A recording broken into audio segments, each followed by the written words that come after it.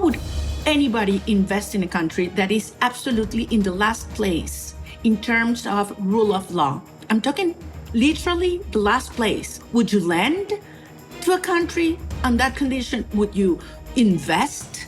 Would you come back and leave? Of course not.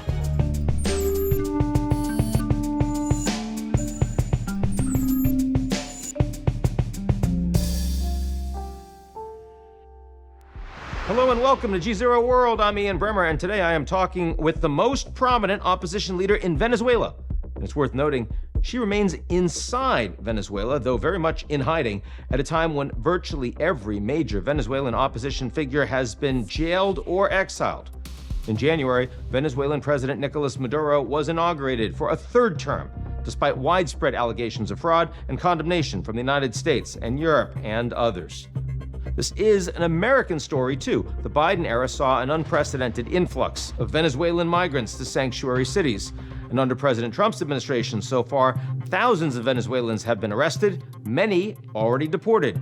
Some of them purported gang members shipped off to a black hole of a prison in El Salvador. And in recent weeks, President Trump has canceled Venezuelan oil licenses and threatened steep sanctions on Maduro's regime. We'll get into all that and más, mucho más.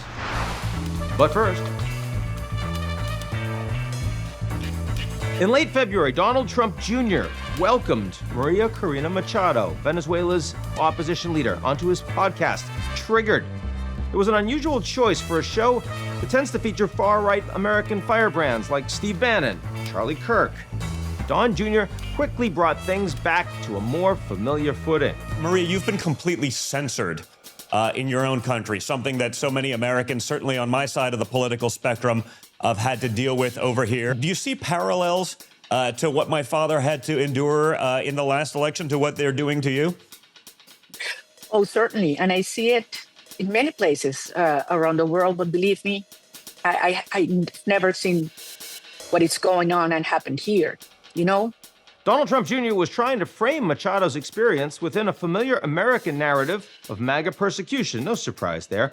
But I did find it interesting that Machado more or less went along with that framing. So how did the woman who has revitalized Venezuela's opposition, who has drawn massive crowds to protest Maduro's re-election, and who has gone into hiding somewhere in Venezuela, find herself smiling and nodding on Donald Trump Jr.'s podcast? To answer that, we have to turn back the clock. Caracas-born and an engineer by training, Machado burst onto Venezuela's political scene in 2011. Then a fringe opposition politician, she interrupted President Hugo Chávez's annual address to Congress and accused him of, quote, robbing the private sector. Aquí hay una Venezuela decente que quiere una transformación profunda y que es el momento de enfrentar con seriedad y con responsabilidad este desafío histórico que tenemos por delante. Chávez dismissed her outburst, responding irritably that, quote, an eagle doesn't hunt a fly.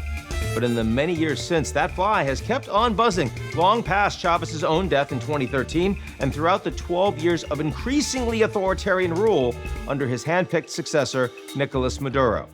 Under Maduro, Venezuela's economy has cratered, and millions of Venezuelans have fled to neighboring countries, as well as the United States. Fast forward to August 2024, past a carousel of failed or exiled opposition leaders, and Machado leads a massive protest in the heart of Caracas. ¡Viva Venezuela libre! Days earlier, Venezuela's regime-friendly Electoral Council had proclaimed Nicolás Maduro the winner of a third term, despite widespread allegations of fraud. In fact, shortly after the results were announced, the opposition published tallies from 80% of voting machines that showed their candidate, Edmundo González, winning handily. As a side note, González had replaced Machado on the ticket months earlier after the Maduro regime banned her from running. Machado soon went into hiding, where she remains today, and Maduro was inaugurated last January. But she hasn't kept quiet. Through remote interviews and media outreach, Machado's rallied support for the opposition and praised right-leaning Latin American leaders, like Argentina's Javier Milei and El Salvador's Nayib Bukele. And she has defended the Trump administration's recent move to cancel oil and gas licenses that had allowed energy companies to operate in Venezuela. And that brings me back to her interview with Don Trump Jr. As the president's son kept turning the conversation back to criticizing Biden and praising his father, Machado offered vague and non-committal signs of agreement. Then she would pivot to requesting additional U.S. support to end Maduro's rule. And it's a useful indicator of how Machado may try to work with the Trump administration, whose Venezuela policy remains pretty murky, as she tries to bring about regime change in her own country. And while a U.S. military intervention in Venezuela remains highly unlikely, there are signs that her messaging may be working. Late last month, President Trump threatened 25% tariffs on any country that buys Venezuelan oil. And that could be a potent hit against China, which imports more Venezuelan oil than any other country. Just one more sign that Trump's increasingly hostile stance towards Venezuela goes well beyond the petrostate's borders. Joining me now to discuss Venezuela's future is the opposition leader herself, María Corina Machado. María Corina Machado, welcome to GZERO World. Thank you very much. It's my pleasure. I know that you can't tell me exactly where you are right now, but you are in Venezuela in hiding, as befits the situation. Tell me what life is like in Venezuela for the average person today. Well, life in Venezuela, it's getting tougher and tougher by the day. The regime, as you know, has lost all popular support. The economic and social crisis has been deteriorating dramatically in the last months. It's simply not only a conventional dictatorship, it goes beyond. I mean, this is a criminal structure that has decided to rob and sack the country to stay in power. And since they were defeated by a landslide under their own unfair rules in the presidential election just last July 28th, the regime has unleashed the worst repression wave we've ever seen, with more than 2,000 people in prison, including children and women, several tens of Venezuelans tortured and disappeared. And actually everybody that speaks out to tell the truth is immediately accused of terrorism and sent to jail. That's why I am in hiding right now. How safe is it for you to actually stay in the country going forward? Well, Maduro has been very clear. He said I should be in prison for life. They have threatened all my teams and colleagues. They are either in prison or in hiding or in exile or under asylum. They have gone also against our families, pressuring, threatening. And as I say, I've been accused of every single criminal crime you can think of just because we were able to defeat the regime and prove our victory. And we are never going to give up on the country. We are organizing, even though in hiding and with security measures, all our teams around the country, because we will go until the end. And that means Maduro will have to leave power and we will advance in a transition to democracy. We're not giving up. I appreciate your courageousness. He's, of course, managed to achieve a third term in power, even though everyone, the Americans, the Europeans, others around the world have said that there were enormous irregularities. It wasn't in any way a free and fair election. He stole the outcome. Why do you believe, I mean, you've argued that his control is more tenuous than ever. For someone that doesn't spend much time focusing on Venezuela, it might look like actually his control is stronger than ever, that he's like Putin or he's like Xi Jinping or any of these other leaders that refuse to have normal elections. Why do you think he's weak? Well, actually, that's what the regime needs to portray. They need the world to think that they are stronger, when in fact it's quite the opposite. It's not just that we won an election by a small margin. I mean, this was 70-30 under conditions that you would have never accepted to compete in the first moment, because we all knew that this was absolutely controlled by the regime, but they were surprised by the kind of organization, mobilization that we put in place. Not only we won by a 40-point margin, percentual margin, but we proved our victory for the first time ever with the official tally sheets demonstrating our result. And the response from the regime, Ian, was never to publish one single number. They just decided Maduro stays by force.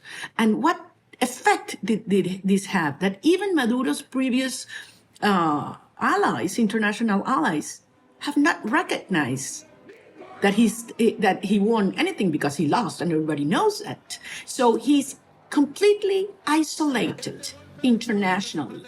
Who used to be Maduro support? Syria, where is it right now, the regime? Russia, Iran, Cuba, Hezbollah.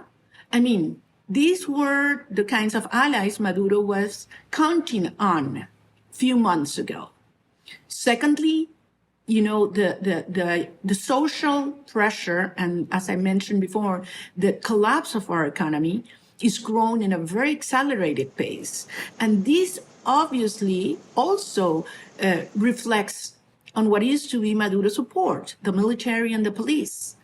I can tell you that mid ranks to low ranks all want desperately a political change as much as we do. And you can see that also in the kinds of tensions and fractures that are taking place among the different criminal groups that conform the regime.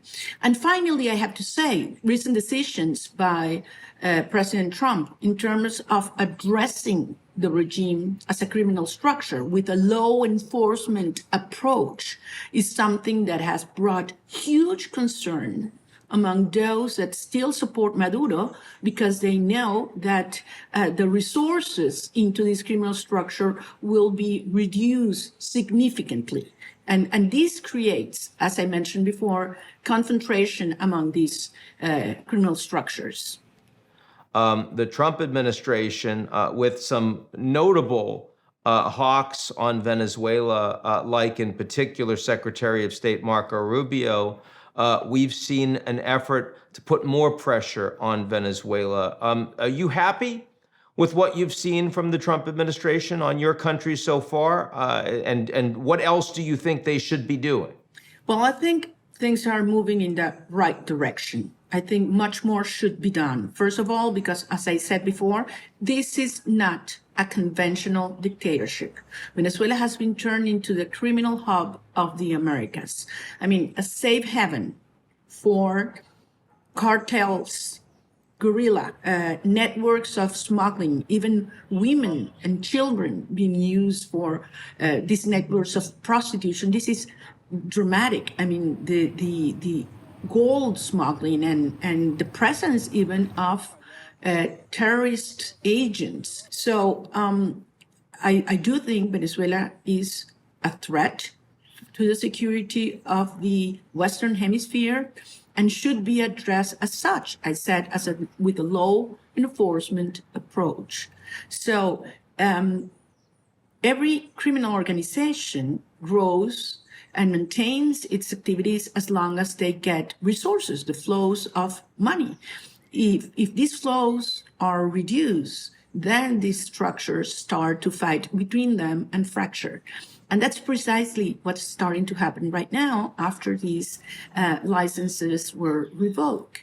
And the point here is that Maduro need to understand that this is not sustainable, that the world won't look the other way around because they have committed crimes against humanity, and that we, the Venezuelan people, won't stop fighting. So I do think the international community can do a lot more. I speak about Europe and other countries, and even in Latin America, in terms of raising the cost of repression, so that those that today torture, disappear, and kill Venezuelans get it very clear that they will be held accountable, and give incentives so that we increase the cost of staying in power by force, but also give incentives for a peaceful and orderly transition. And that's where we should move forward. So we know that thousands and thousands of Venezuelans have come into the United States illegally, nowhere close to the numbers that Colombia has been dealing with, but still significant illegal migration problem. Hundreds of those Venezuelans have now been deported and sent to some of the most notorious prisons in the world, in El Salvador. There are reports that not all of those that have been deported are actually gang members. I'm wondering how you feel about that deportation process. Is this an appropriate decision to be made with Venezuelan citizens by the United States?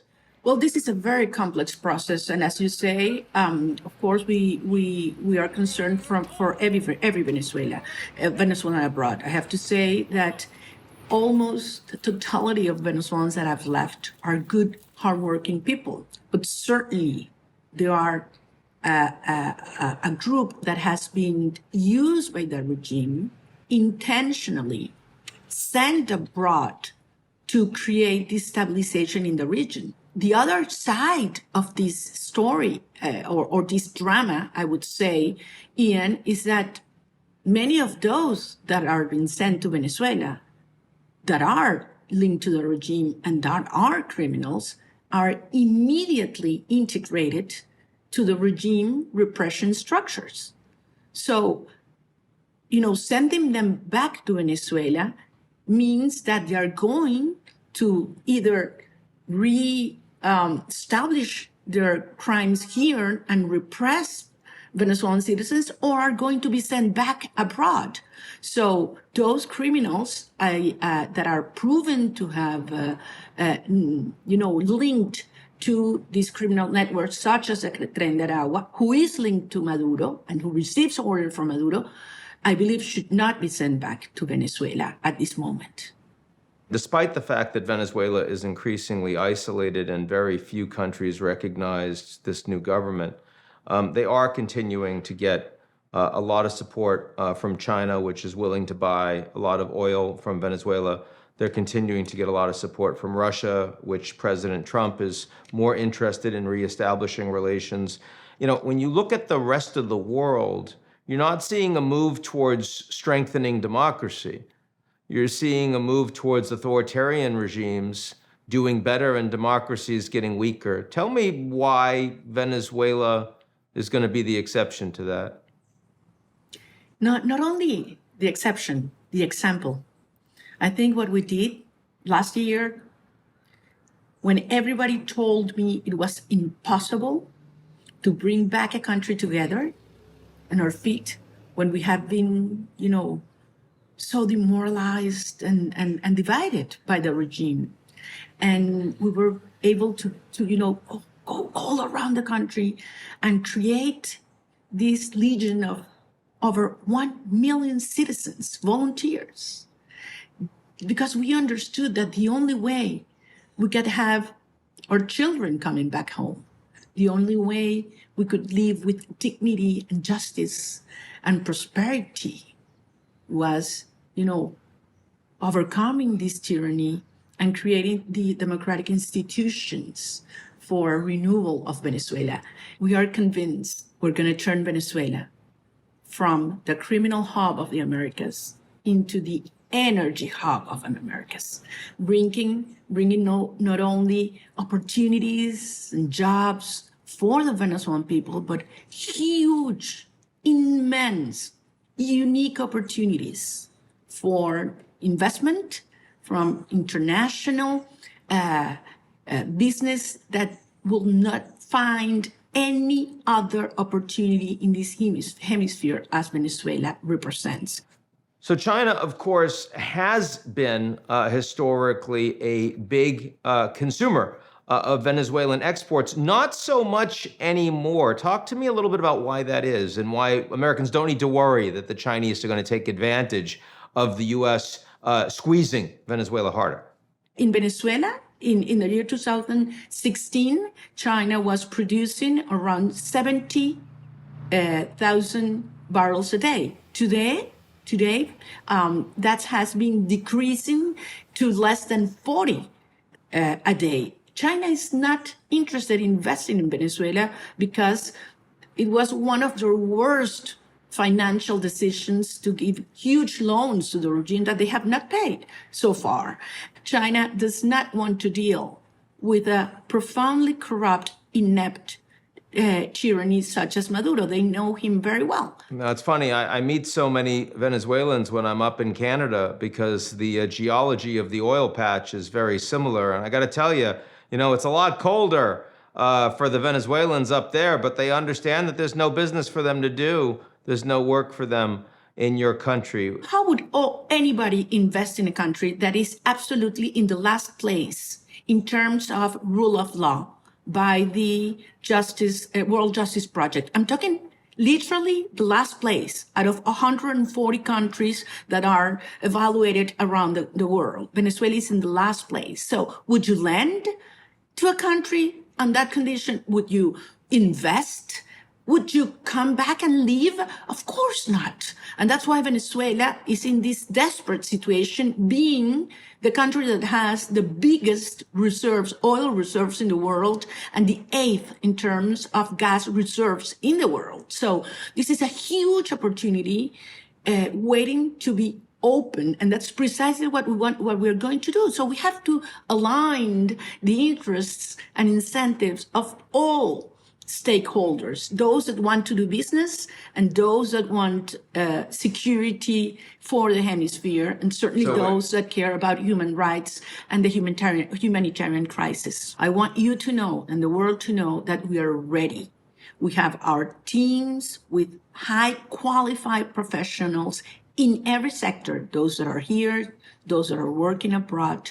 We know what we have to do the first 100 days to make sure that we can guarantee security, basic services. We will care for those population which is more vulnerable, and certainly we will open markets so that Venezuela can prosper and take advantage of the huge natural resources that we have, and that will not be developed under, communism, crime, and dictatorship. But you require an open market and a serious government with strong democratic institutions. María Corina Machado, thank you, and stay safe. Thank you very much. My pleasure.